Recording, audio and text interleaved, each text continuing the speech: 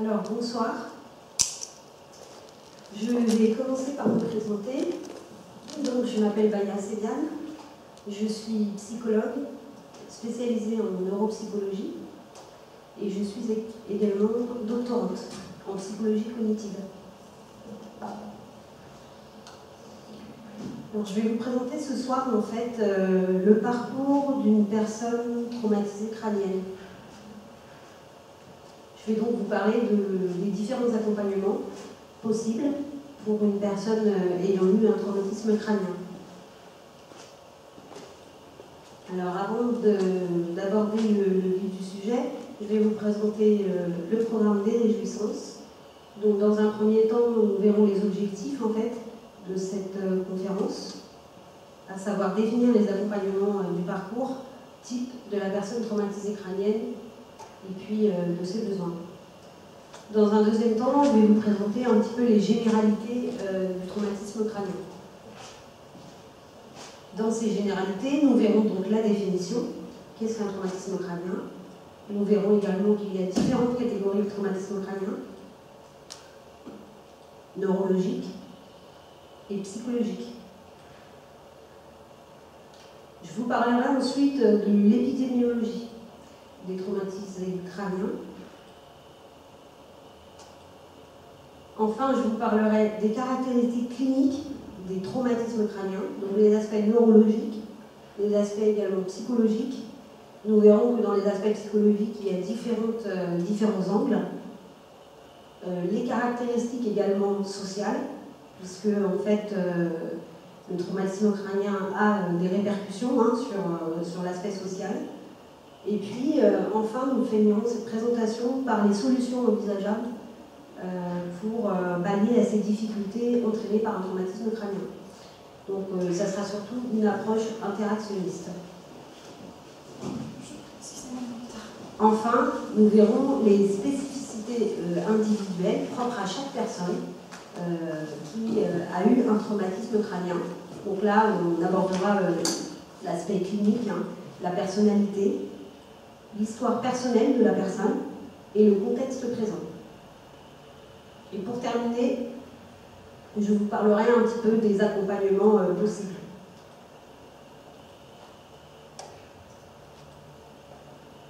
Alors, quels sont les objectifs d'une telle conférence? Le premier objectif, c'est de formaliser l'accompagnement neuropsychologique et social en équipe pluridisciplinaire. Le deuxième objectif, c'est d'éclairer sur les difficultés engendrées par un traumatisme crânien. Et enfin, le dernier objectif de cette conférence, c'est d'apporter des éléments pratiques sur les moyens et puis les outils utilisés dans l'accompagnement des personnes ayant eu un traumatisme crânien sévère. Alors, on va voir dans un premier temps les généralités. Donc, je vais vous proposer une définition très simple. Qu'est-ce que c'est qu'un traumatisme crânien? Eh bien, c'est un choc à la tête. Traumatisme crânien, quand on décompose cette expression, traumatisme, on parle de choc, et crânien, eh bien, crâne. Il y a donc différents types de traumatisme crânien. On en distingue trois principaux. Les traumatismes crâniens dits légers. Il n'y a pas de perte de connaissance, pas de fracture du crâne, un risque de céphalée. Cependant, il y a des vertiges et un léger trouble du caractère. Les traumatismes crâniens dits moyens. Ils se caractérisent avec une perte de connaissance initiale ou avec fracture du crâne, mais ce n'est pas systématique. Un coma de 6 heures à 10 jours, ça peut varier. Il y a peu de troubles physiques et des difficultés intellectuelles et psychologiques néanmoins qui peuvent être présentes. Et enfin, la dernière grande catégorie, les traumatismes crâniens dits sévères, qui se caractérisent avec un coma d'emblée de plus de 10 jours, un coma avec ou sans fracture du crâne associée, et des troubles des fonctions supérieures. Nous verrons par la suite de quel trouble de fonction supérieure il s'agit. Alors, je vais vous parler des chiffres. Combien recense-t-on de traumatismes crâniens en France? Eh bien, à vrai dire, il n'y a pas de chiffre officiel en France. On se sert donc beaucoup de chiffres internationaux et on se sert également des entrées à l'hôpital. Il faut savoir qu'on accueille 150 000 personnes à l'hôpital par an atteintes pour un traumatisme crânien. Sur ces 150 000 personnes qu'on accueille à l'hôpital par an, 8 500 seront des traumatisés crâniens graves avec des séquelles invalidantes. Le traumatisme crânien, il faut savoir que c'est la première cause de mortalité chez les 15-25 ans et que c'est la première cause de handicap sévère chez les moins de 45 ans. Il touche 120 000 personnes donc en France par an et 10 000, dont 10 000 seront sévèrement atteints. Alors, les causes principales d'un traumatisme crânien recensées en France sont majoritairement des accidents de la voie publique. Mais on recense aussi des accidentés traumatisés crâniens sur les pistes de ski. Et parmi eux, on en recense à peu près 4 000. Alors ça, c'est des chiffres moyens, donc ça peut varier.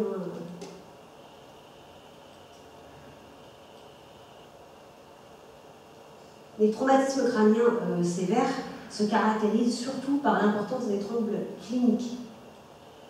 Alors, ces troubles cliniques, quels sont-ils? À travers cette conférence, je vais tenter de vous développer les troubles cliniques qui me parlent. Ce sont les troubles cliniques psychologiques. Et dans ces troubles cliniques psychologiques, on en distingue 3 types. Alors, il y a les troubles dits cognitifs, les troubles émotionnels et les troubles comportementaux.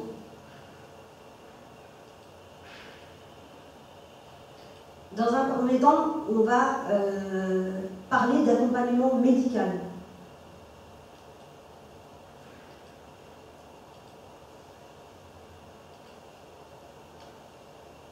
Donc quand on prend en charge une personne qui vient d'avoir un accident avec un traumatisme crânien, on va établir dans un premier temps un état des lieux neurologique.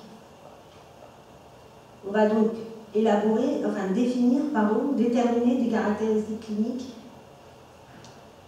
Il y a donc, comme je vous l'ai dit précédemment, un coma. Le traumatisme crânien peut parfois correspondre à un coup qui sera précédé d'un contre-coup, qui sera suivi d'un contre-coup. Il faut savoir que les traumatismes crâniens donc, entraînent des séquelles et des déficiences.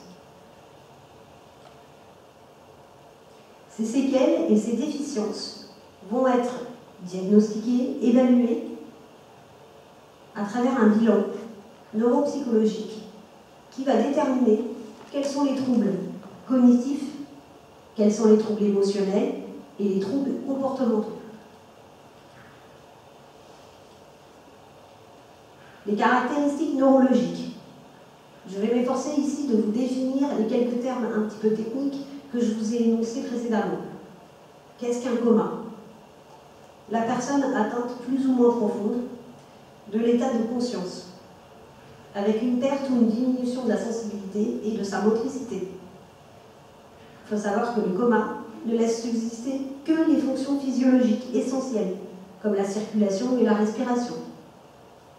Il n'y a donc pas d'état de conscience. La gravité et la durée du coma peuvent varier selon la nature de l'atteinte cérébrale. Je vous parlais tout à l'heure de contre-coup. Le contre-coup est un phénomène qui se produit après le coup. Il n'est pas systématique. Cela dit, quand il se produit, le contre-coup correspond en fait à un choc de la boîte crânienne direct, par exemple au lobe frontal. L'effet de contre-coup, du coup, provoque indirectement, à cause d'un effet de rebondissement, un dommage cérébral au lobe opposé. Donc dans notre cas présent, il s'agirait du lobe occipital. Pour que vous puissiez visualiser un petit peu mieux, je vous présente la diapo ici présente. Donc, le coup sur la partie frontale, qui va être suivi du contre-coup sur la partie adverse, ici, sur le lobe occipital, de manière un petit peu plus détaillée. En 1, nous avons l'impact, le premier impact, qui va entraîner des ondes de choc, des vibrations, ici en 2,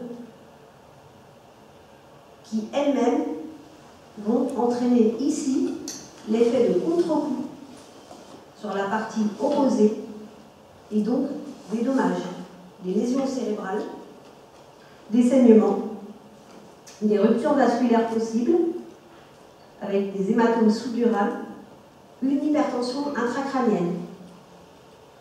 Alors, encore plus en détail, je vous présente ici les conséquences possibles d'un traumatisme crânien.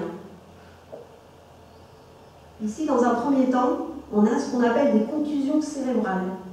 Ce sont en fait des lésions anatomiques du cerveau qui vont se situer ici au niveau de l'impact.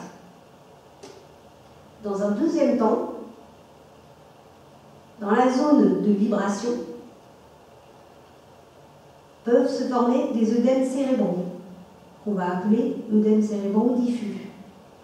Alors, à quoi correspond un œdème cérébral diffus? C'est en fait une accumulation du liquide céphalorachidien dans les tissus, qui va faire gonfler le cerveau. En 3, vous avez ici un hématome intracrânien qui va se former. C'est en fait un épanchement de sang dans les espaces méningés. Donc, vous avez ici une petite cellule qui vous permet de zoomer et de voir un petit peu plus en détail à quoi correspond un hématome intracrânien. Donc, ici, là, vous avez les cheveux. Voilà, le cuir chevelu, et puis la partie osseuse, le crâne. Et puis, sous la partie osseuse, on a ce qu'on appelle la dure mère. Et c'est elle qui protège le cerveau et qui permet au cerveau de ne pas être en contact direct avec la paroi osseuse du crâne. Donc, se produit en fait ici un gonflement anormal. Il est donc urgent et impératif de pouvoir réduire ce gonflement pour que la pression intracrânienne revienne à la normale. Une intervention chirurgicale est donc nécessaire. L'opération consiste à ouvrir en fait la voie crânienne et ensuite à faire des ponctions des hématomes pour réduire cette pression. Une petite liste non exhaustive des symptômes, des principaux symptômes du traumatisme crânien. Il y a des maux de tête qui sont accompagnés de convulsions, également des troubles moteurs, des nausées et une perte de connaissance.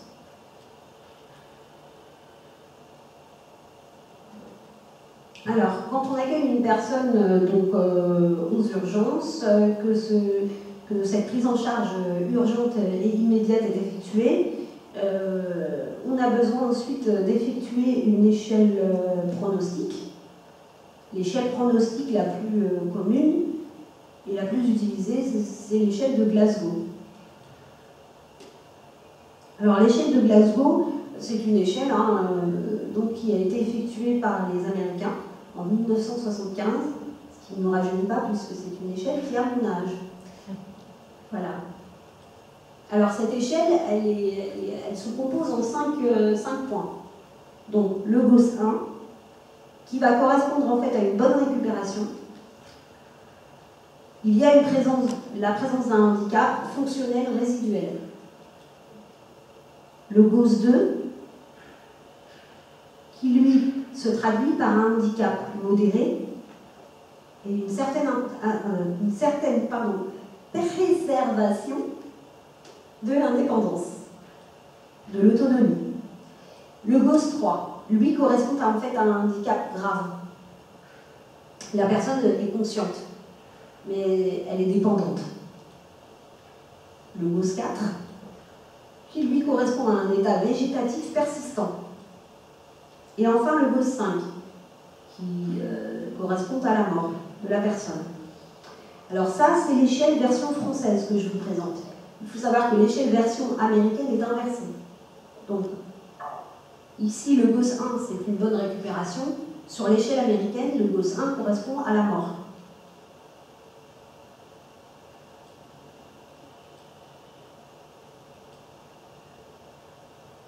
Alors, un traumatisme crânien entraîne des séquelles. Alors, des séquelles, ce sont des troubles ou des difficultés ou des limitations causées par le traumatisme crânien. Il faut savoir que ce terme n'est généralement pas employé avant la fin de l'année qui suit l'accident. On parle de séquelles 1 an après l'accident. Dans une étude de pronostic, la date de l'évaluation par rapport à la date du traumatisme est donc essentielle à considérer. Je m'explique. Quand on fait une évaluation, quand on évalue une personne qui a eu un traumatisme crânien, il est important de dater cette évaluation. Les évaluations sont de manière consensuelle, en général effectuées, donc très peu de temps après le traumatisme. Ensuite, 3 mois, 6 mois et 1 an. Alors le plus souvent, ces fameuses séquelles, les séquelles peuvent être physiques, motrices, physiologiques. Par la suite, les séquelles sont très souvent invisibles parce qu'elles touchent les fonctions cognitives. Le pronostic neurologique est délicat parce qu'en fait, il dépend de variables plurifactorielles comme l'état de santé de la personne avant son accident, sa forme physique. Il y a également effectivement l'entourage, l'hygiène de vie, le moral. Tous ces paramètres sont à prendre en compte. Parce que lors de l'accident, c'est comparable à une photographie instantanée de la personne. Donc toute sa vie s'arrête au moment où l'accident a lieu. Alors un traumatisme crânien donc entraîne des séquelles et des déficiences. Alors les déficiences, comment les définit-on? Ce sont une perte, une malformation ou une anomalie d'un organe, d'une structure ou d'une fonction mentale ou psychologique. Et c'est ce qui va être le cœur de cette conférence. Moi, je vais vous présenter en fait un dysfonctionnement des fonctions psychologiques. Les déficiences sont le résultat d'un état pathologique objectif, qui est mesurable, qu'on identifie, qu'on diagnostique.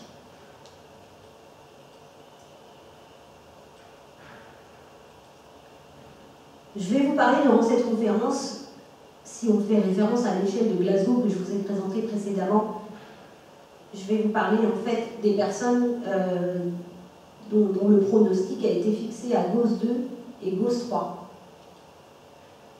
Donc GOS 2, pour le petit rappel, ce sont des personnes ayant un handicap modéré avec une préservation de l'indépendance, de l'autonomie.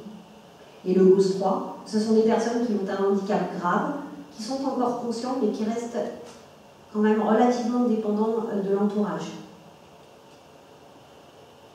La petite flèche en bas, que vous voyez, avec des pointillés, c'est l'accompagnement. Donc ici, vous voyez les petits pointillés, c'est l'accompagnement dont je vous ai parlé tout à l'heure, médical, la prise en charge immédiate et urgente. Le deuxième repère, sur cette même flèche, c'est toujours l'accompagnement médical après la sortie du coma. Et le troisième repère, ici, c'est la prise en charge pluridisciplinaire en milieu toujours hospitalier, avec des ergothérapeutes, psychologues, neuropsychologues, neurologues, médecins rééducateurs, orthophonistes. Alors, un traumatisme crânien sévère, puisque c'est bien de ça dont il s'agit, entraîne un handicap. Alors, qu'est-ce qu'un handicap? La définition du handicap la plus récente prend en compte l'aspect global. On ne parle pas uniquement de caractéristiques physiques ou de limites, on parle aussi de difficultés ou de potentiel dans un environnement donné. Et ça, c'est très important de prendre en compte cet aspect global. Donc il s'agit d'une limitation d'activité, parce que le handicap, c'est vraiment ça, c'est une limitation de certaines activités, des restrictions de participation à la vie sociale que la personne subit, du fait de l'altération de certaines fonctions. Donc cette définition, elle est encadrée sur un plan législatif.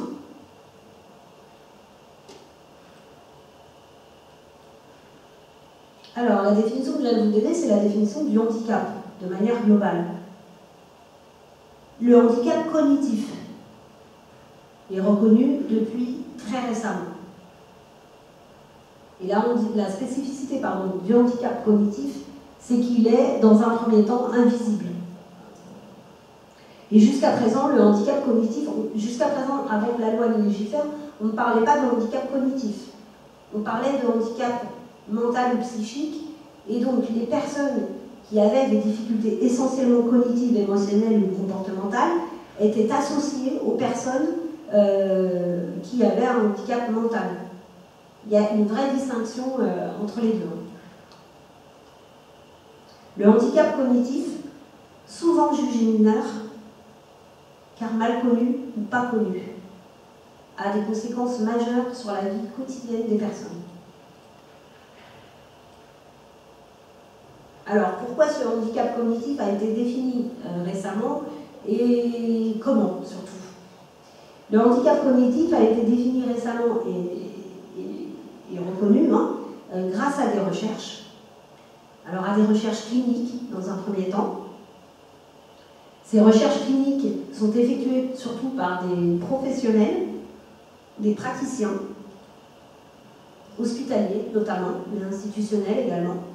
Parmi ces praticiens, on peut compter donc des psychologues, des neuropsychologues, aussi des ergothérapeutes, des orthophonistes, des médecins, qui font des publications, qui publient en fait sur leur travail du quotidien, qui font des publications sur la prise en charge qu'elles effectuent au quotidien auprès de ces personnes.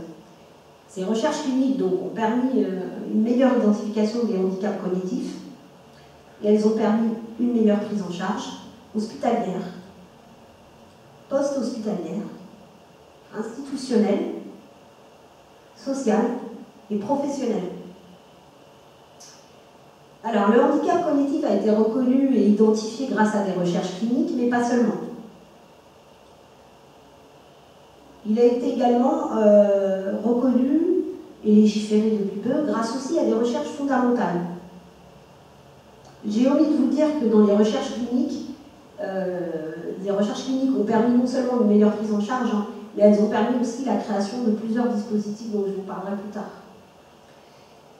Je reviens donc aux recherches fondamentales qui, donc, en parallèle des recherches cliniques, ont permis une meilleure compréhension.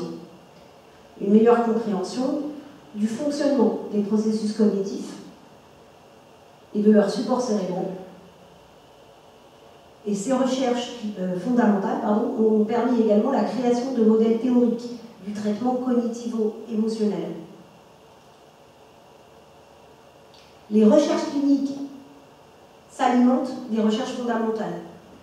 Et inversement, les recherches fondamentales s'alimentent aussi des recherches cliniques. Et c'est ces ensembles-là, l'ensemble des recherches cliniques associées aux recherches fondamentales, qui ont permis la reconnaissance des troubles cognitifs et du handicap cognitif.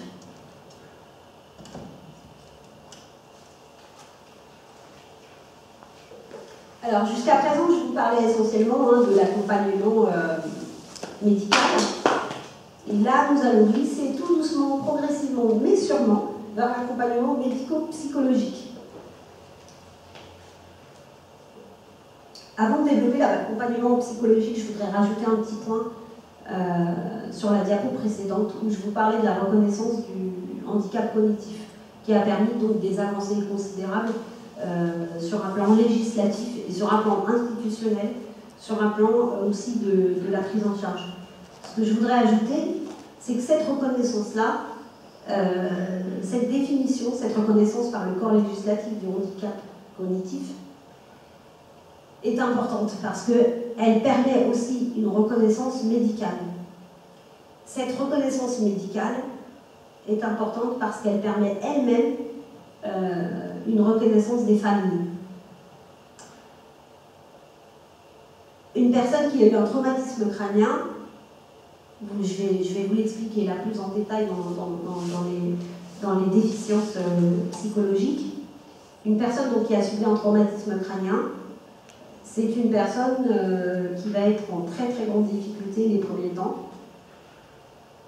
et qui va avoir besoin de beaucoup de soutien de ses amis et de sa famille.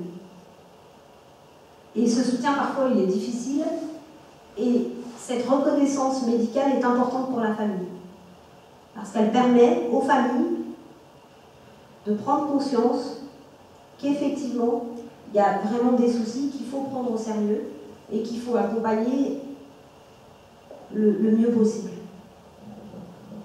Cette reconnaissance législative dont je vous ai parlé, elle est d'autant plus importante parce qu'elle va permettre une reconnaissance sociale. La personne qui a eu un traumatisme crânien sévère va, à la sortie de son hospitalisation, devoir se réinsérer socialement. Elle va avoir besoin d'aide, elle va avoir besoin d'aide humaine, financière, pour justement l'aider à pallier à toutes ces difficultés du quotidien. Et c'est pour ça que la reconnaissance sociale est importante, puisque quand le handicap cognitif est reconnu, il peut ensuite permettre de déployer des aides humaines essentielles pour le quotidien. J'ai fini mon laïus sur la reconnaissance sociale, institutionnelle et juridique. Je vais maintenant vous parler de ce qui me tient à cœur, les caractéristiques cliniques, psychologiques. Ces dernières se déclinent en fait sous trois aspects. Il y a les troubles cognitifs, les troubles émotionnels et les troubles comportementaux. Avant d'aller plus loin, je veux vous préciser une petite chose. Et moi, j'ai le nez qui me frappe. Ces trois aspects-là, ce n'est pas trois aspects qui sont juxtaposés les uns aux autres. Ce sont trois aspects qui sont imbriqués dans le quotidien. Quand vous avez un trouble cognitif, il a forcément des répercussions sur la sphère comportementale et sur la sphère émotionnelle. Quand vous avez un trouble comportemental, ce dernier a forcément un impact sur la sphère émotionnelle. J'ai donc tenté de vous représenter ces difficultés à travers ce schéma. C'est le seul que j'ai trouvé qui m'a semblé représentatif de l'imbrication de ces trois sphères. Je vais donc, dans un premier temps, pour des raisons pédagogiques, vous parler d'abord des troubles cognitifs. Les troubles cognitifs consécutifs à un traumatisme crânien sévère sont des troubles mnésiques et des troubles attentionnels. Ces troubles mnésiques attentionnels se caractérisent par des difficultés d'encodage, des difficultés de stockage, des difficultés de récupération de l'information. Ces trois étapes que je suis en train de vous détailler sont des étapes de la mémorisation d'une nouvelle information. Ceci est bien évidemment diagnostiqué par un psychologue ou un neuropsychologue formé et habilité à déterminer avec précision les difficultés cognitives et attentionnelles.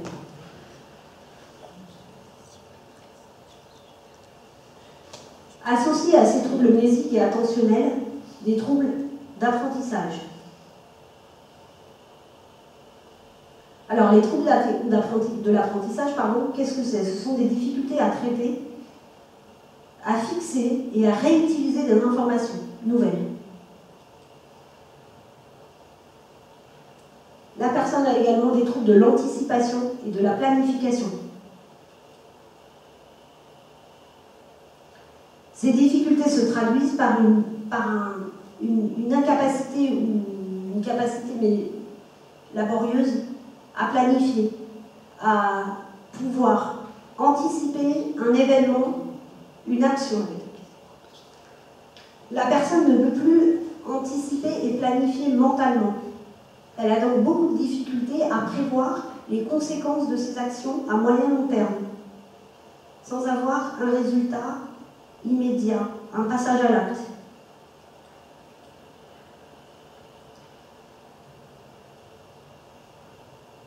Il y a également des troubles de la régulation cognitive et du degré d'activation, du contrôle volontaire des activités cérébrales. Alors, je vais essayer de vous expliquer très simplement à quoi correspondent tous ces mots barbares. La personne a eu du coup une lenteur dans le traitement de ces informations. Quand vous parlez,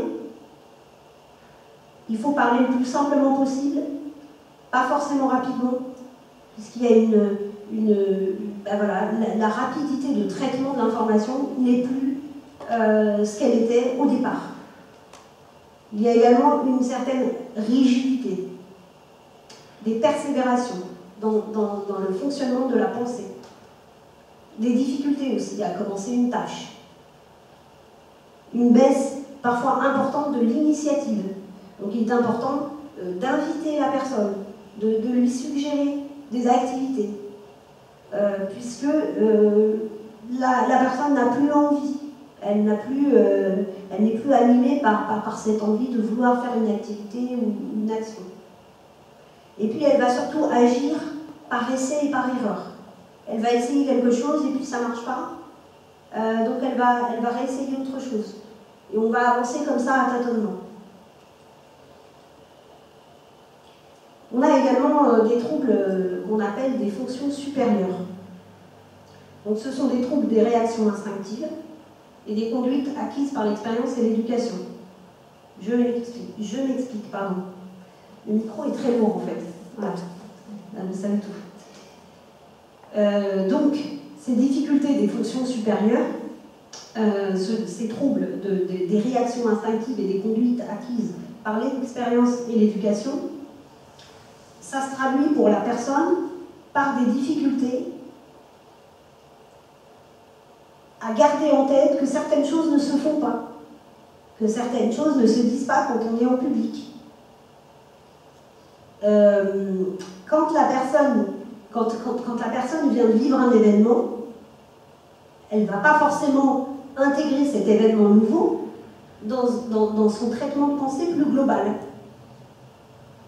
Ce qui va donner une impression de non-intégration. On va avoir l'impression que la personne, effectivement, n'a pas intégré l'événement qui vient de se passer. Cet événement, elle ne va pas pouvoir le synthétiser et le globaliser dans son expérience de vie plus globale. Donc les troubles des fonctions supérieures touchent en fait l'intégration des différents apports sensoriels, auditifs, visuels, olfactifs. On va toujours dans ce qu'on appelle les troubles des fonctions supérieures, on va observer des difficultés ou une impossibilité à renouveler la synthèse des expériences successives récentes, avec des difficultés aussi à prévoir, à imaginer un objet ou une action en dehors de sa présence physique. La mentalisation d'un objet ou d'une action devient très très très difficile.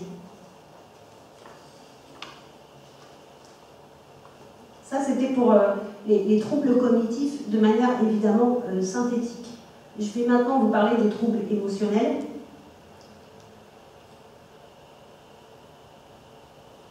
On peut avoir une labilité, une variation de l'humeur, un changement d'humeur, voilà, d'une minute à l'autre ou d'une seconde à l'autre, sans raison particulière. La personne va donc avoir tendance à rire ou à pleurer de façon pas forcément adaptée, avec une hypersensibilité, des changements rapides, voilà, d'un état émotif à l'autre, sans raison apparente. Donc associé ou directement lié en fait à cette labilité de l'humeur, on a une diminution donc, des contrôles. Alors cette diminution des contrôles, on la retrouve dans les trois sphères. Hein. La diminution des contrôles, on va la retrouver dans la sphère donc, cognitive, mais on va la retrouver aussi dans la sphère là, émotionnelle et dans la sphère également comportementale que je vous présenterai plus tard. Ça se traduit par des réactions donc, exagérées aux stimulations. Une agressivité, une colère verbale, parfois même physique. Le manque de contrôle sur un plan sexuel également, et un passage assez rapide à l'acte. Qui dit manque de contrôle dit également imprévisibilité dans les actions. Donc associé à ce manque de contrôle, on va observer également chez la personne un sens des priorités.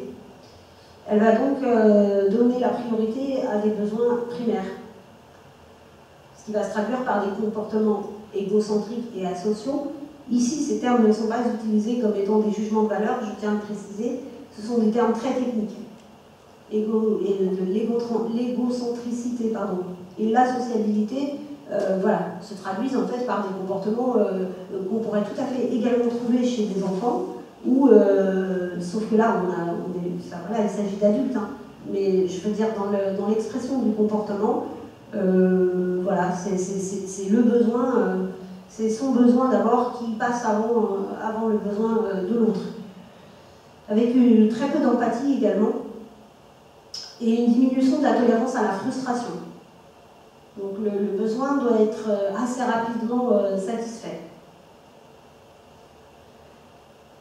La personne ayant eu un traumatisme crânien sévère, parmi les troubles émotionnels, a également un changement de son image. Ça, c'est assez important à prendre en compte parce qu'effectivement, elle va avoir une perception différente d'elle-même, une dépersonnalisation. Pour elle, ça va être difficile d'avoir des repères extérieurs puisqu'elle n'a déjà plus ses repères intérieurs. Souvent, effectivement, elle ne sait plus qui elle est. Elle se pose énormément de questions quant à sa personnalité, quant à ce qu'elle veut, quant à ce qu'elle tolère ou à ce qu'elle ne tolère pas. Elle subit tout ce que je viens de vous énumérer là, elle en est consciente. Donc c'est quelque chose d'assez particulier parce que du coup, elle ne peut plus, elle n'arrive plus, en tout cas, elle a beaucoup de mal à se construire une identité intérieure. Et on sait que l'identité intérieure, elle est primordiale pour pouvoir communiquer avec les autres. Elle va donc avoir beaucoup de culpabilité, hein, et des difficultés également à remplir ses rôles. Tout ça va être associé aussi à une dépression. Et j'ai envie de dire qu'il ne le serait pas.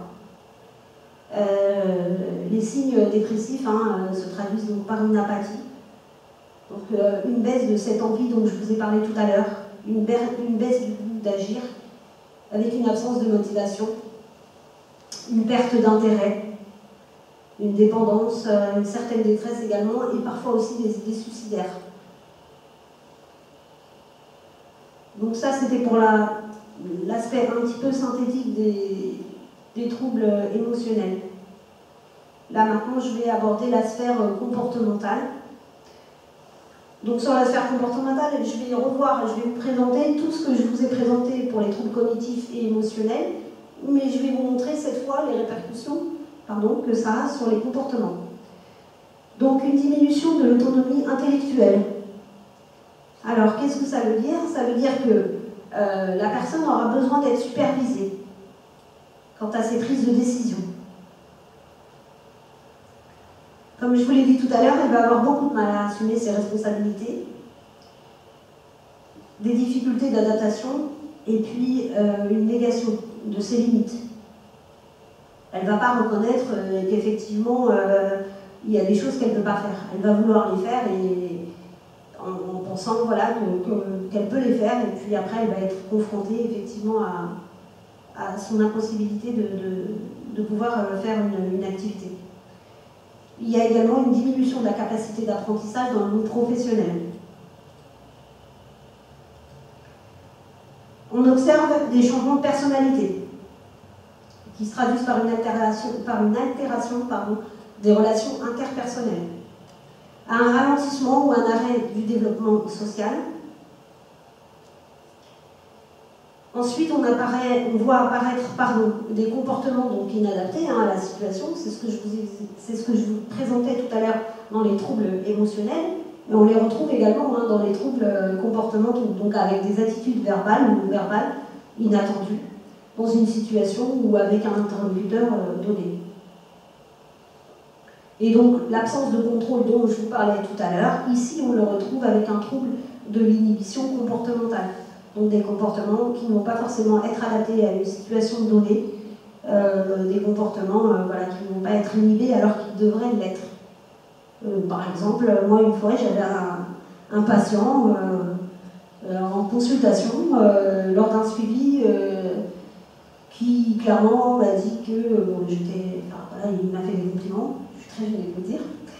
Et donc j'ai dû, avec beaucoup d'humour, lui expliquer que j'ai été touchée par ces compliments, mais que ce n'était pas le lieu, mais que j'étais néanmoins touchée par ces compliments.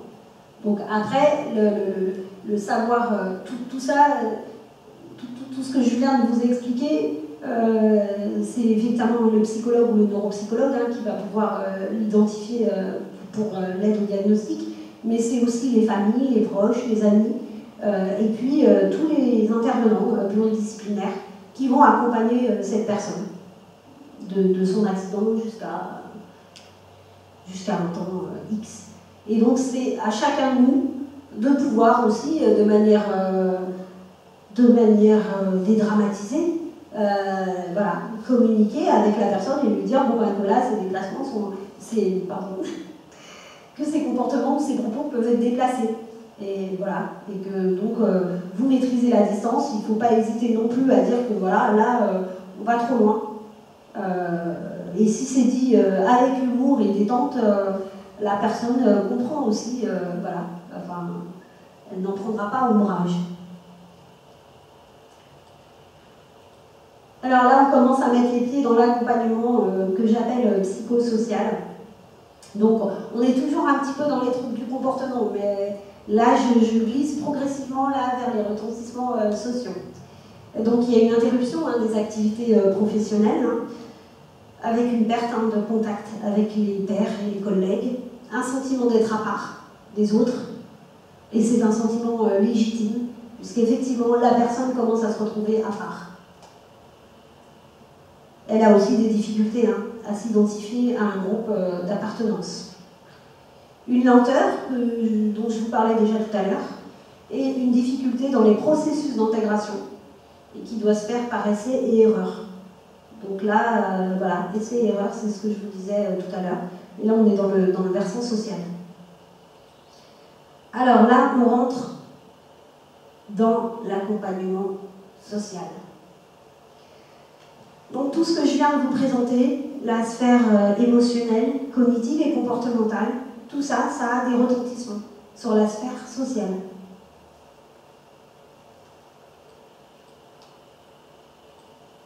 Alors au quotidien, toutes ces caractéristiques dont je viens de vous parler ont des retentissements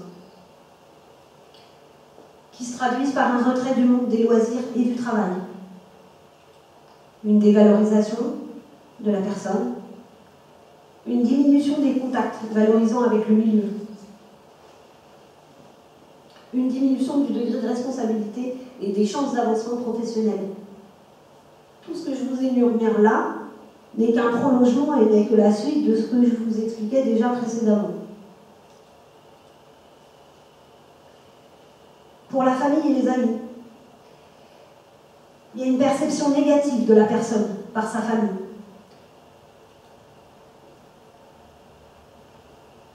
Une tendance à considérer donc la personne qui a eu son traumatisme crânien sévère comme un enfant, à la surprotéger ou à la culpabiliser. C'est pour ça que je vous prenais l'exemple de l'enfant tout à l'heure, qui n'était pas évidemment anodin, puisqu'effectivement, cette déresponsabilisation qui n'est pas voulue, qui est subie de la personne, et puis cette tendance justement à ne plus pouvoir contrôler ses comportements, ses propos, font penser effectivement à des comportements enfantins. Je vais faire une petite digression en fait pour essayer d'être un peu plus précise dans cette métaphore que je fais à l'enfant. Le cerveau n'est pas complètement développé jusqu'à l'âge adulte. La partie frontale, ici, se développe complètement à l'âge adulte. La partie frontale, c'est elle qui, entre autres, permet à chacun de nous d'intégrer de nouveaux apprentissages sociaux. C'est grâce à cette partie-là que nous apprenons au fur et à mesure de notre vie que mettre la main aux fesses des filles, pardon, ça ne se fait pas. Que d'insulter les gens en public, ça ne se fait pas.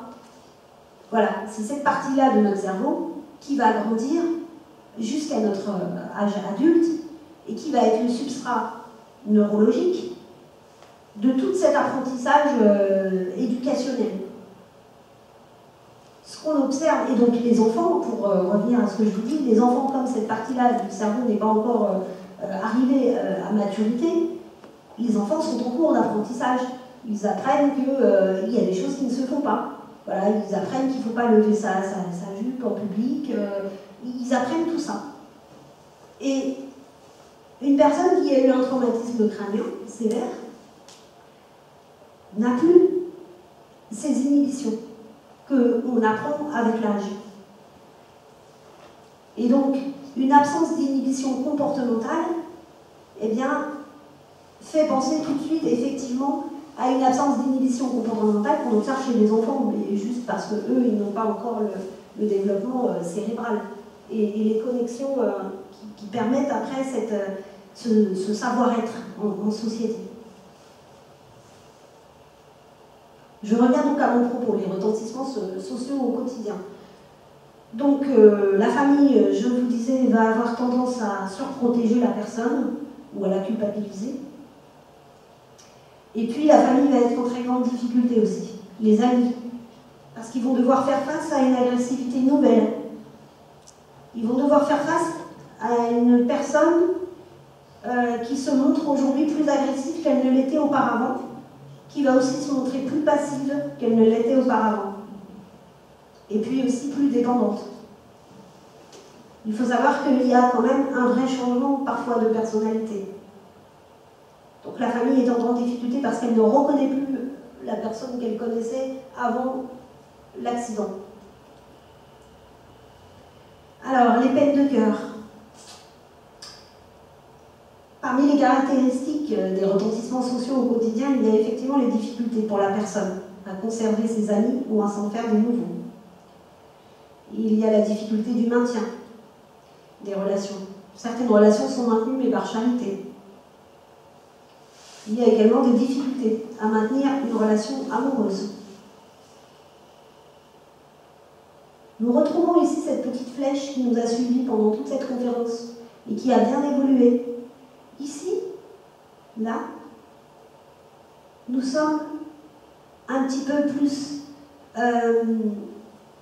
nous ne sommes plus là, à l'hôpital. On n'est plus dans un accompagnement sanitaire. Là, on est à la maison, au domicile, en famille ou pas. Je vais vous présenter maintenant les suggestions des moyens. Parce que je vous ai fait un petit tableau un petit peu pessimiste, mais heureusement, il y a des choses qu'on peut envisager, qui sont déjà envisagées, pour pouvoir pallier à toutes ces difficultés. Alors, pour pallier à l'isolement social, il est important de maintenir la communication avec l'équipe traitante et prévoir des rencontres fréquentes. Alors, je vous ai dit qu'on était sorti de l'hôpital, mais pas complètement. On se situe, on n'est plus à l'hôpital jour et nuit, on est à l'hôpital, mais en hôpital de jour. Donc, on est dans la phase intermédiaire où on a encore besoin d'un suivi médical, mais où on commence à réapprendre à intégrer son foyer, sa famille. Donc, il est important, pour lutter contre cet isolement social, puisque la sortie de l'hôpital et le retour à domicile entraîne aussi un changement de décor complet. Et elle peut être suivie, il n'y a plus de suivi médical, enfin en tout cas plus light on va dire. Donc il est important de maintenir une personne qui va pouvoir continuer à faire le lien entre l'équipe traitante et puis la famille, pour pouvoir prévoir des rencontres régulières, pour ne pas qu'il y ait un lâcher-prise brutal. Pour lutter contre l'isolement social, il est également important d'identifier une personne ressource avec qui communiquer en cas de difficulté. Une personne ressource, ça peut être une personne du milieu familial, mais ça peut être aussi un ami, une amie, quelqu'un en qui la personne a vraiment confiance. Il est important également de favoriser la prise en charge de la personne par d'autres personnes de l'entourage immédiat. Il faut que les personnes puissent se relayer et partager. Alors, les suggestions des moyens d'action que je vous propose pour la tendance à la précipitation. Il est important de prendre en compte qu'il faut respecter le rythme de la personne. Je vous parlais tout à l'heure de lenteur, de ralentissement. Il faut respecter son rythme et puis il faut respecter aussi sa capacité à s'adapter à des situations nouvelles. Établir des objectifs réalistes avec des priorités à court terme. Je vous disais tout à l'heure que la planification et l'anticipation sont devenues des activités qui vont être difficiles pour la personne. De ce fait, il faut nous adapter, nous, aux nouvelles difficultés et aux nouvelles capacités de la personne. J'ai beaucoup mis l'accent sur les difficultés, mais il y a aussi des potentiels. Il y a aussi des capacités qui sont préservées. Donc ces moyens d'action que je vous suggère, ils sont là justement pour s'associer aux difficultés qui sont encore préservées. Donc établir des objectifs réalistes et des priorités surtout à court terme. Il faut également éviter de placer la personne dans des situations d'échec répétées ou de lui fixer des objectifs trop élevés. Ça ne servira à rien de toute façon. Et enfin, éviter de trop stimuler la personne. Parce que si vous la stimulez trop, en fait, vous risquez d'augmenter sa confusion et donc son angoisse, et donc son degré de fatigue ou de frustration. Alors, d'autres suggestions de moyens d'action auprès de la famille.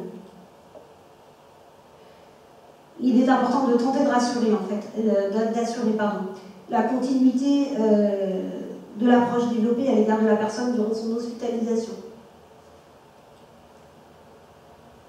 Donc le lien avec la famille est important, du début jusqu'à la fin de l'hospitalisation. Adapter aussi l'approche, en accord avec les différents membres de la famille, ou les personnes importantes de l'entourage de la personne. Ne pas perdre de vue que la famille, et les amis sont aussi des interlocuteurs privilégiés, parce que c'est eux qui vont aussi permettre à l'équipe soignante et pluridisciplinaire d'effectuer un accompagnement le plus adapté et le plus en adéquation possible avec les envies de la personne.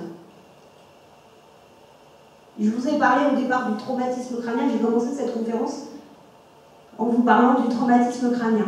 Et puis j'ai évolué pour vous parler non plus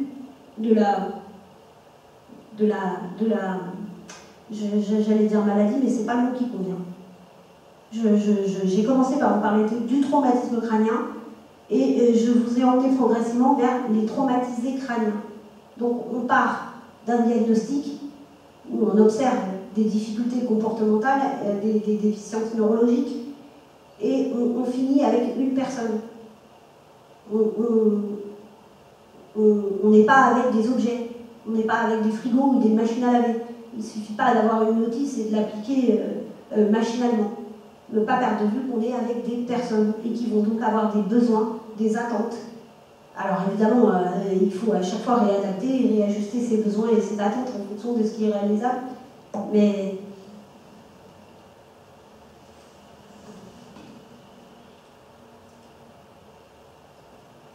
voici des suggestions de moyens d'action pour les difficultés cognitives dont je vous ai parlé tout à l'heure. La diminution de l'attention sélective. Un petit rappel de la définition. Ne plus pouvoir faire abstraction de l'environnement qui entoure l'information principale. Donc la personne, si vous lui parlez et que vous êtes dans un lieu public à une terrasse de café, ça va être compliqué pour elle. Parce qu'elle va avoir du mal à faire abstraction au bruit de voiture. Elle va avoir du mal à faire abstraction à la table voisine où des gens discutent. Et à se concentrer uniquement sur ce que vous lui dites. Donc pour pallier à cette difficulté-là, il y a plusieurs possibilités. Il faut d'abord s'assurer d'avoir attiré et obtenu l'attention en fait, de la personne avant de lui donner une directive, ou de lui donner une consigne ou une indication. Il est important aussi de graduer les demandes, des plus simples aux plus complexes. Éviter donc ce que je vous disais tout à l'heure, les distractions ou les endroits trop stimulants. Éviter la fatigue ou la saturation. Et il faut établir un horaire souple en fonction du degré de fatigabilité aussi de la personne.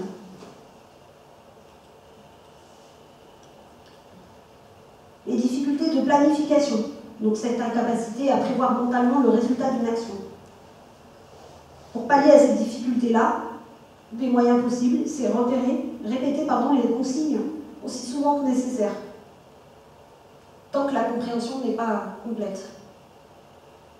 Et il faut aider la personne à prévoir, en lui demandant, ne pas hésiter à lui demander, mais qu'est-ce qui se passera après? Il faut éviter aussi de montrer trop durement à la personne ses échecs ou ses erreurs. Et enfin, éviter la surprotection. Les troubles de la mémoire. Donc une mémoire à court terme perturbée, qui se traduit par des difficultés à retenir des informations nouvelles. Alors, qu'est-ce qu'on peut proposer pour essayer de pallier à ces difficultés-là? Il faut relier des nouveaux apprentissages avec des notions déjà bien maîtrisées. La deuxième possibilité aussi, c'est de pouvoir apporter une coloration émotionnelle aux nouvelles informations. La solution que je viens de vous donner verbalement ne figure pas dans le PowerPoint parce que j'ai omis de la mettre. Troisième solution, établir des associations aidant la personne à se souvenir de l'événement.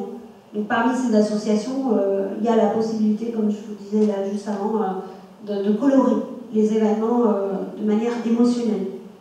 L'événement sera d'autant mieux mémorisé s'il y a une coloration affective et émotionnelle. Faciliter le rappel des informations oubliées en établissant une énumération avec des tâches de reconnaissance. Il faut aussi proposer à la personne un support papier. Il ne faut pas hésiter. Alors, le support papier, c'est ce que moi j'utilisais dans l'équipe pluridisciplinaire où j'exerçais en SAMSA et en SAVS. Depuis, j'ai testé des nouveaux outils qui sont assez efficaces. Donc, je les partage avec vous. Donc, là, dans les supports papier, je propose des calepins, des agendas et des cahiers de bord. Sauf qu'en fait, l'utilisation de ces outils est relativement limitée. Puisqu'en fait, pour pouvoir utiliser ces outils, il faut avoir la capacité de l'initiative. Et cette capacité d'initiative, comme je vous l'ai dit précédemment, étant quand même relativement déficitaire, et bien pour pallier à cette difficulté d'initiative, je travaille donc avec des outils comme le téléphone portable. Le téléphone portable, alors l'idée en fait c'est de pouvoir aider la personne à programmer dans son téléphone portable des rendez-vous, mais pas seulement, du coup matérialiser grâce au téléphone portable tout un ensemble d'activités du quotidien. Et ça marche. Parce que du coup la personne, alors d'abord dans un premier temps il faut savoir que quand vous faites ça, vous désangoissez la personne et vous la déchargez.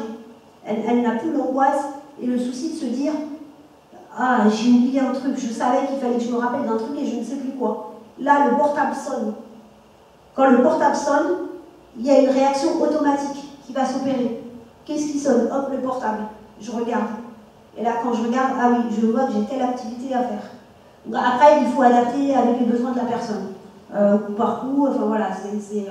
Mais voilà, ne pas hésiter vraiment à utiliser ce matériel-là. En plus, après, il y a une habituation qui va se faire, une familiarité qui va se faire avec le son du portable. Vous pouvez choisir la sonnette en fonction du type de l'activité et installer une régularité, une constance, pour que la personne, ça y est, elle intègre que je vous donne un exemple parce que je l'utilise moi dans ma vie personnelle. Si mon téléphone sonne avec un miaulement de chat, voilà, je sais que le miaulement de chat correspond à telle personne qui va m'appeler. j'ai même pas besoin de regarder, enfin bon après c'est en mode automatique. Tout ce que je vous présente là, c'est des outils essentiels pour accompagner les personnes atteintes de traumatisme crânien sévère, mais pas seulement. C'est aussi des outils essentiels pour nous. Moi, j'ai pas de... Je vous le dis en toute transparence, j'utilise des petits moyens comme ça aussi pour faciliter mon quotidien, éviter d'oublier mes clés, mon ordinateur, la surcharge. Les troubles des apprentissages. Donc, ce sont des difficultés à écrire des nouvelles connaissances. Alors, pour pallier à ça, permettre à la personne de réussir une tâche, une activité familière, parce que vous augmentez en fait comme ça sa confiance et sa motivation, et c'est important. La motivation et la confiance, c'est ça qui permet c'est le moteur d'activités nouvelles. Expliquer en quoi le nouvel apprentissage aussi va être utile à la personne. Apprendre à une personne quelque chose pour le plaisir de lui apprendre quelque chose, ça n'a pas de sens. Donc il faut que la personne puisse y trouver son compte. Comme chacun de nous, j'ai envie de vous dire. Graduer aussi, du plus simple au plus compliqué. Les apprentissages. Et puis, essayer, dans la mesure du possible, de généraliser les nouveaux apprentissages à d'autres activités. Et surtout, ne rien tenir pour acquis.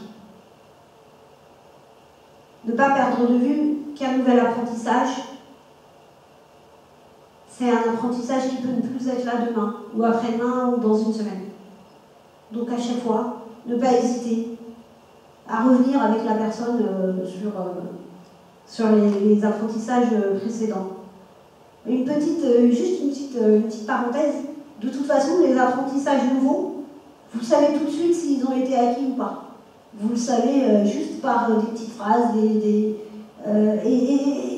quand la personne est intéressée, développe un intérêt particulier pour un apprentissage, je vous certifie que l'apprentissage arrive assez vite et de manière assez opérationnelle. Enfin, je souris parce que j'ai en tête des anecdotes assez croustillantes. Les difficultés d'abstraction dont je vous parlais tout à l'heure, qui se définissent donc par des difficultés à prendre en compte plusieurs éléments conceptuels à la fois. Donc là, on est dans un effort de mentalisation. Eh bien, on peut y pallier en sollicitant la personne pour des activités très concrètes.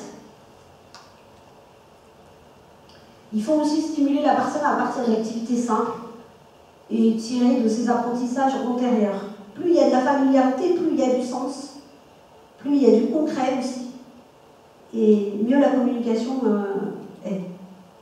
Alors, des petites suggestions pour pallier aux difficultés affectives, parmi lesquelles l'irritabilité et l'agitation.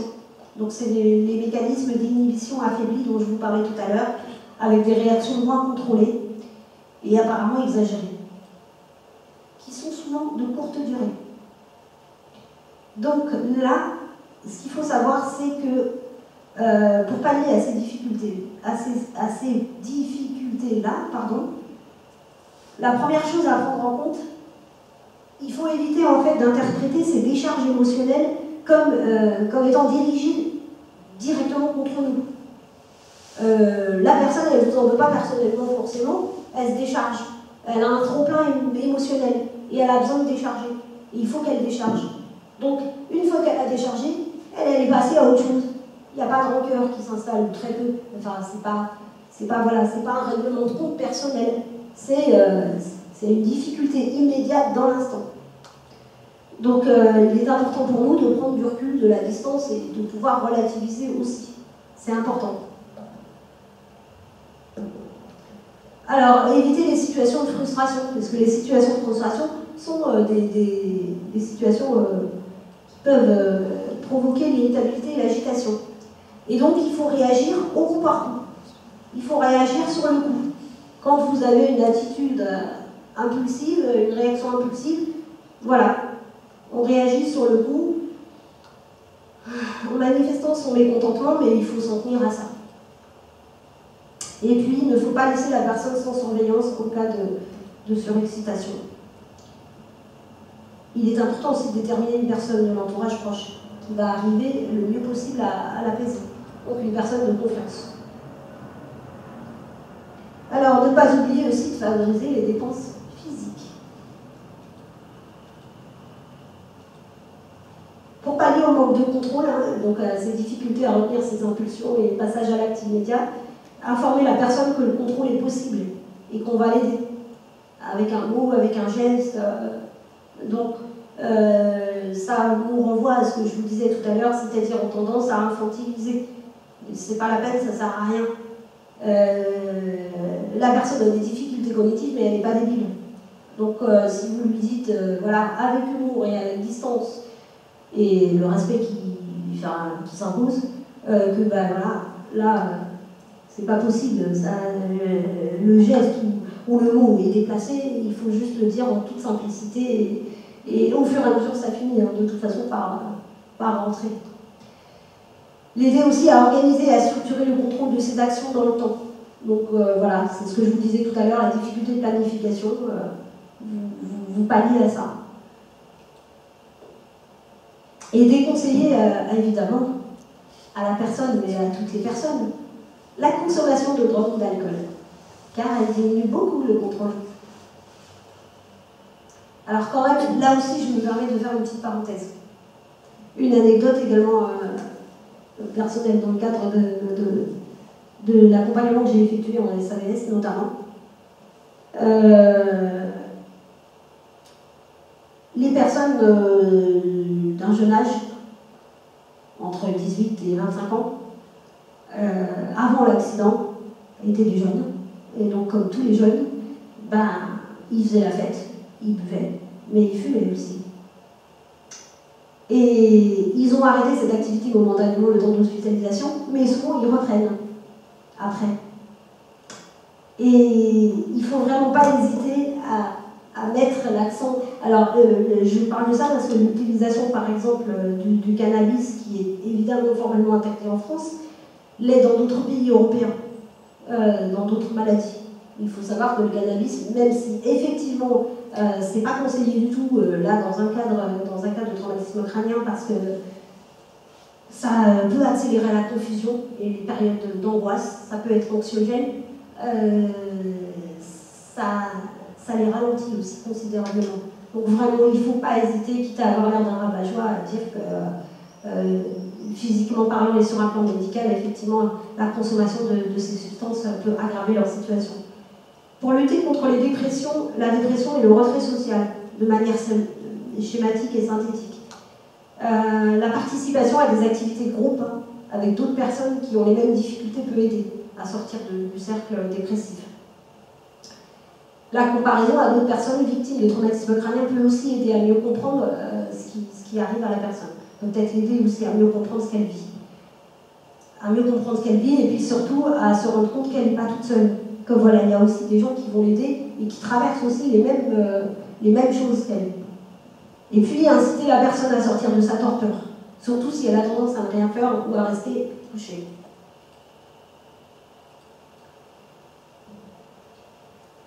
Là, je vais vous parler, pour l'instant, jusqu'à présent, je me suis exprimée de manière globale. Donc maintenant, je vais en fait vous parler des spécificités de suivi. La personnalité, c'est ce que j'avais commencé un petit peu à vous dire tout à l'heure quand je vous parlais de frigo et de machine à laver.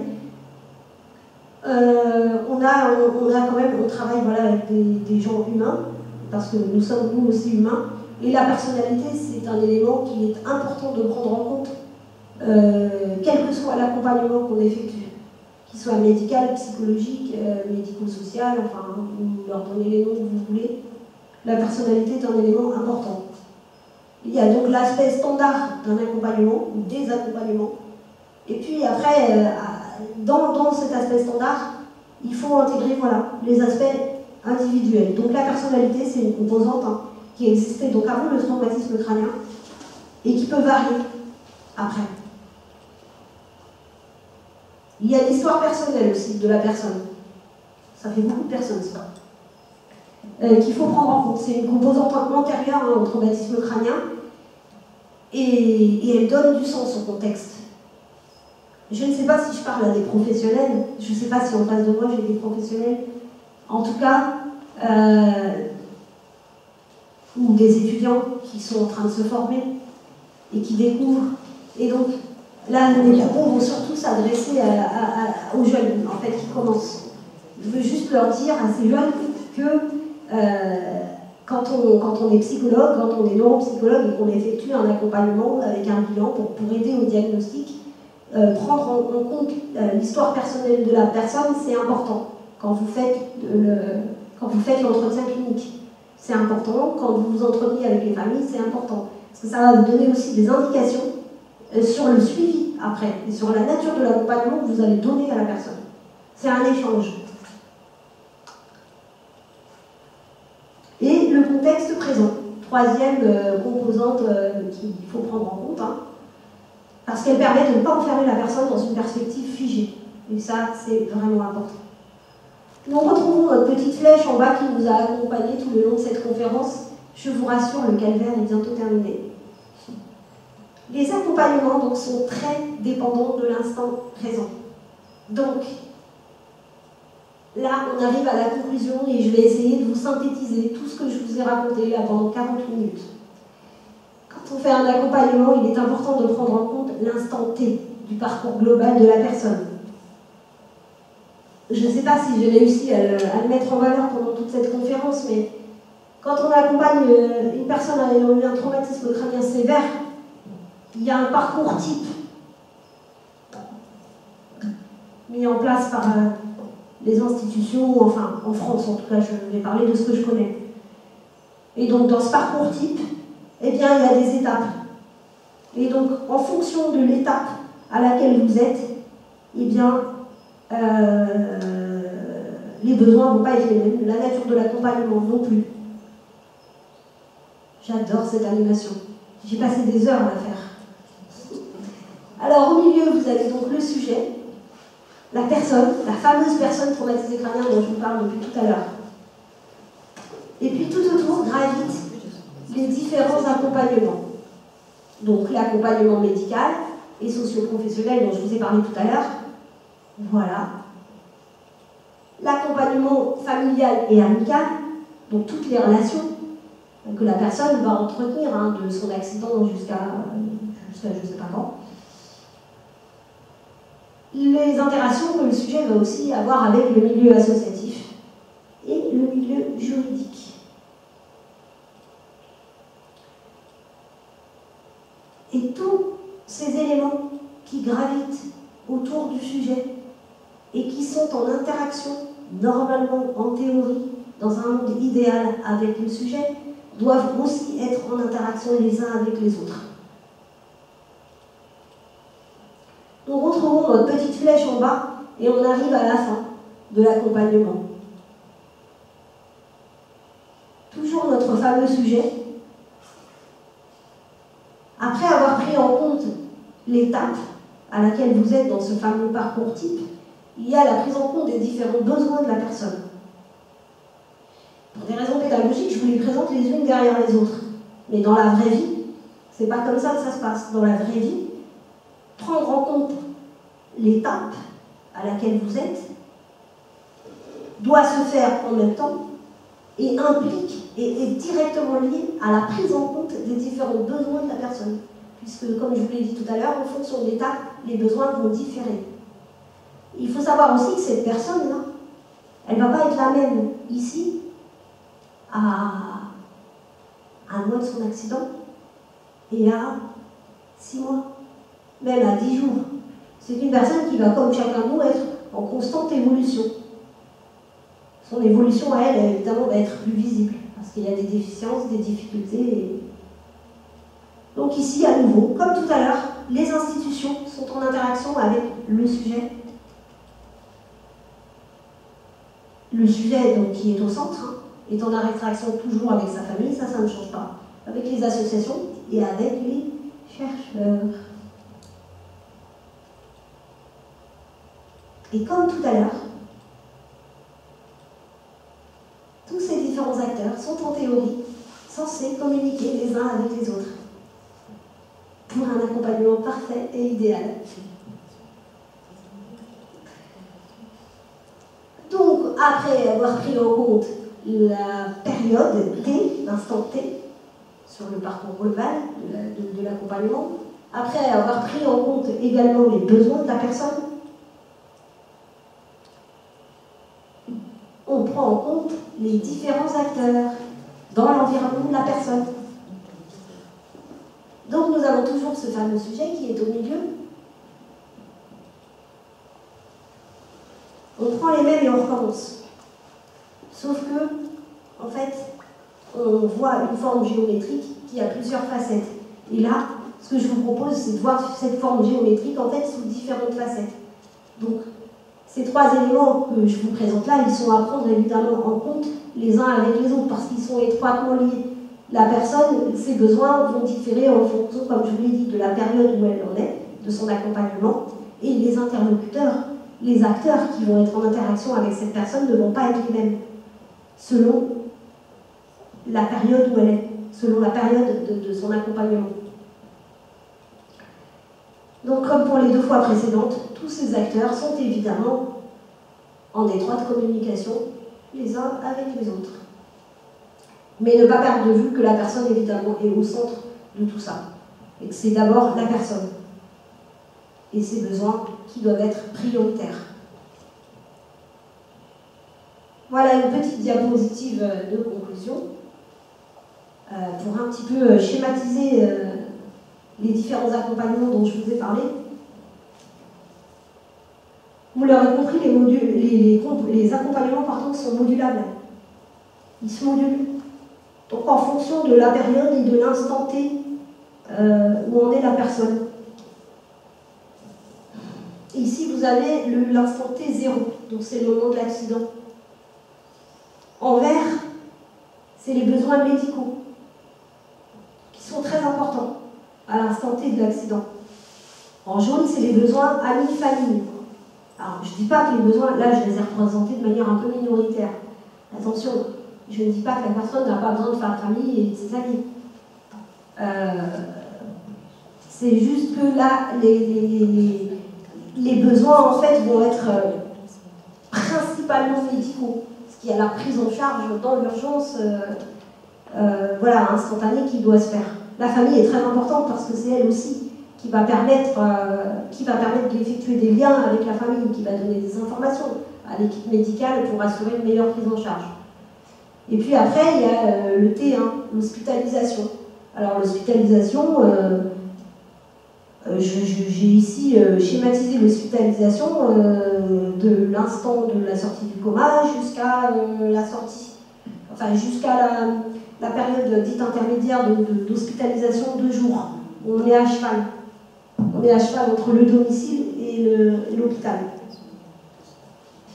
Alors là, bien ça se rééquilibre, hein, les besoins commencent un petit peu à être différents. Hein. On a toujours un besoin médical, mais qui commence quand même à s'amoindrir. Enfin, qui est toujours là, mais qui commence à laisser une place plus importante aux besoins de la famille et des amis. Parce que là, la personne commence à retrouver certaines capacités, certaines fonctions. Et donc, du coup, voilà, il y a d'autres besoins qui se manifestent. Le T2 que j'ai représenté ici par le retour à domicile. Alors là, le retour à domicile, on est à la fois à l'hôpital de jour et à la fois plus à l'hôpital de jour. Enfin, c'est un continuum. Où là, voilà, l'accompagnement médical devient plus réduit. Et puis, les besoins familiaux et amicaux, là, sont plus importants. Et ils s'associent aux besoins associatifs. Oui, parce que je n'ai pas parlé des associations au tout départ. Ils sont là. Ils ne sont pas absents, mais ils sont là. Mais ils sont de plus en plus importants quand la personne, en fait, intègre son domicile. Puisque la personne, quand elle atteint son domicile, voilà, va effectivement créer des liens de plus en plus importants avec des acteurs qui vont aider et la famille et la personne à une meilleure, j'aime pas le terme, je l'ai mis ici pour des raisons pédagogiques, mais à une meilleure réinsertion sociale. Alors je vous remercie par avance de mettre ce mot entre guillemets. Et puis à la fin de l'accompagnement, enfin, un accompagnement n'est jamais terminé, mais à la fin du gros, eh bien, on a le temps T3, donc les fameuses grosses guillemets, la réinsertion sociale. où là, eh bien, la famille et les institutions associatives aussi vont voilà, prendre une place très importante. Le suivi médical là, il va toujours être là, mais voilà, il va être beaucoup moins fréquent et beaucoup moins important.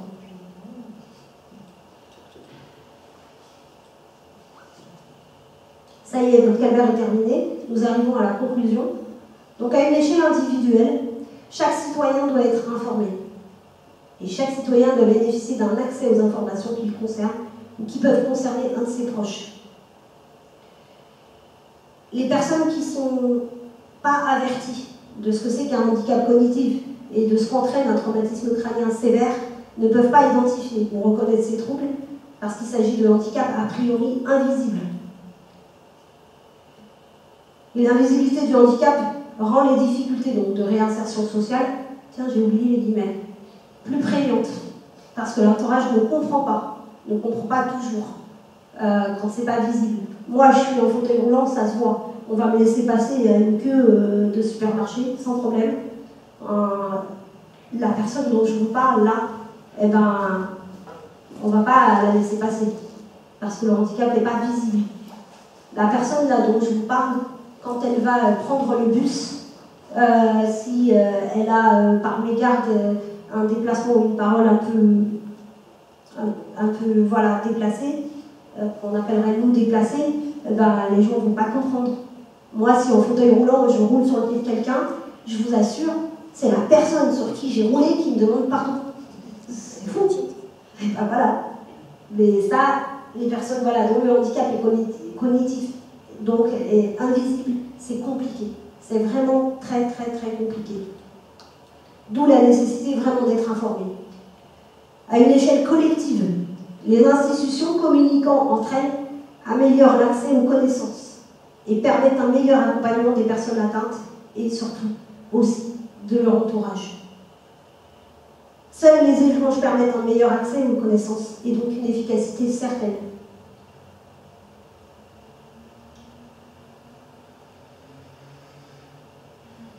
Là, il y a à la fois ce qui se fait et à la fois vraiment ce qui devrait encore se faire davantage et qui ne se fait pas assez. C'est-à-dire la communication entre les institutions. Donc, parmi les jeunes ici en apprentissage, je vous invite vraiment à avoir une vue globale, une vue d'ensemble, pour assurer une communication. Je vais vous présenter très sommairement la liste des organismes qui peuvent suivre des personnes atteintes de traumatisme crânien. Il y a les MDPH, Maisons départementales des personnes handicapées. Ce sont des organismes administratifs qui remplacent anciennement la COJOREP. La MDPH statue, et c'est elle qui donne.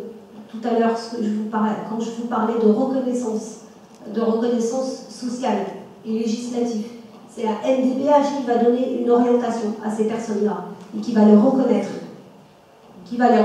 ou pas.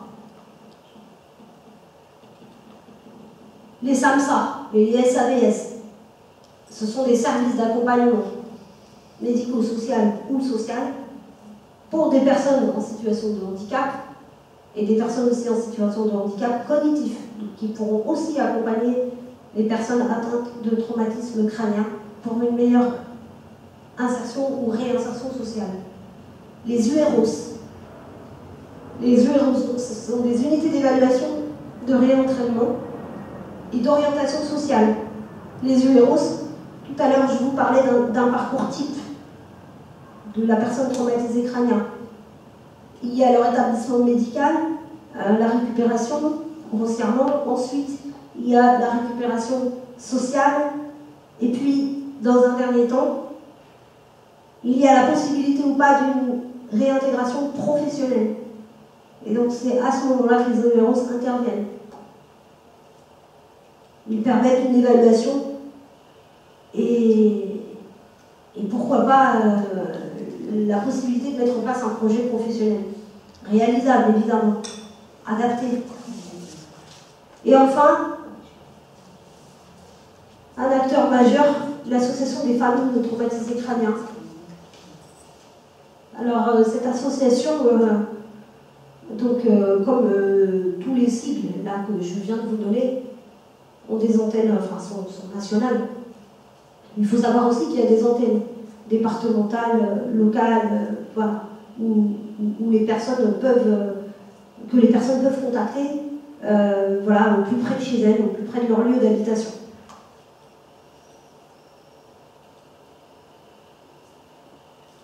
Je me suis dit que vous alliez être très intéressés par cette conférence et qu'à la fin de cette conférence, j'étais persuadée que vous en voudriez encore. Alors du coup, je vous ai proposé une petite liste de lectures. Mercredi. Voilà. Donc, si vous le souhaitez, je vous laisse prendre note. Sinon, les personnes qui veulent des renseignements très concrets avec des références plus précises, je les invite à venir me voir après cette présentation et je leur transmettrai par mail les informations qu'elles souhaitent. En grande majorité, les lectures là, que je vous propose ici sont surtout en fait des rapports et des textes législatifs. Donc ce sont des programmes également d'action interministérielle qui ne sont pas toujours très simples à lire, mais quand on est motivé, c'est possible. Je vous remercie de votre attention.